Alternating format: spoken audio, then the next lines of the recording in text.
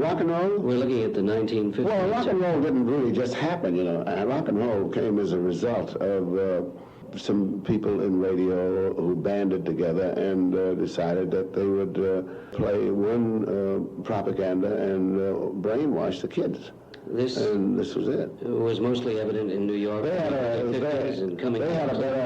better promotional program than any of the big advertisers, than you know, Camels, Lucky's, Pall Malls, Wrigley.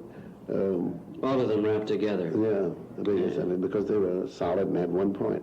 What do you think is going to emerge out of this tremendous impact of 10 years? Of I don't know. I mean, it's America's a very healthy thinking place. As I say, it revolves. I mean, none of the music audiences are lost.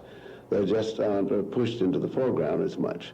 And then, of course, there's the competition of television. It's quite a little bit of a thing. I mean, to turn the television off and get up and shave and bathe and put on a clean shirt and get the heap out of the garage and drive downtown to see something when they can just sit there, and pay to see something when they can just see something for nothing, you know. And today, of course, the whole aspect of this is that there's a tremendous youth market where there wasn't a youth market before. Yeah, well, I mean, the kids have been made to believe that they dictate. How have you survived against this impact? Yes. Well, I mean, you know, personally, as regards your music and how you write it, how you here's what happens to me. As I say, I am, you see, what we talk about, the rock and roll and that sort of thing, we're talking about, I think, more about business. And, of course, you represent art?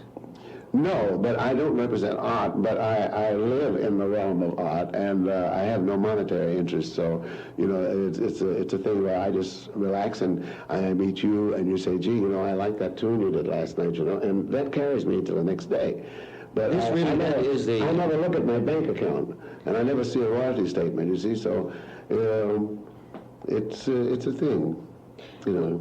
Pursuit of that melody. I like that little thing about that. I'm Which goes back to the original payoff. That little animal that hides under that little flower that's in that jungle out there, 200 miles where a human being has never been. No, it was a serenade because it was a very wonderful tour in 1939. We as I said, we played 31 concerts in 30 days around the country, all over, and. While we were riding in the bus, I had a very, very productive writing schedule in the bus. I've always wondered about this. I wrote some very, very satisfying things like, Jack the Bear, Serenade to Jimmy Blanton's vehicle. And what else? 2 or 3 other things. I forget what. It was Waylo. Oh, I don't know, a whole lot of stuff. And riding around the bus. It was very, very productive. In Tivoli. Well, Tivoli is was there a basic underlying unity to this whole darn thing? Would there be? No, in Tivoli is a folk park.